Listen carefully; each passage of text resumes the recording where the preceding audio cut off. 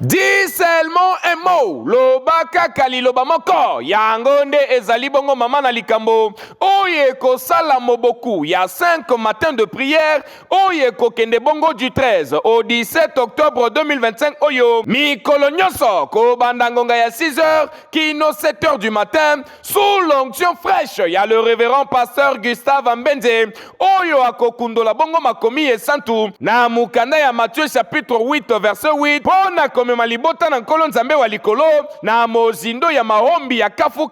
awa na numéro 1667 na rue Mathieu na Zulu Batignolles, tozali bongo na Brazzaville, plus précisément na église Lumière et Salut des Nations, LSN na Mokuse. Ndeko ya Congo, na nzela losambo tout est possible. Ndeko nangati kana yebisa yo ke losambo efutaka toujours, yango kozanga te na programme oyo, yeba ke ezali organisé kaka po na situation na yo wana, alors ko hésité na yo te, yaka na 5 matins de prière oyo, po Zambe ya Gustave Mbenze akozala au rendez-vous, okozala jamais déçu. Eke yo.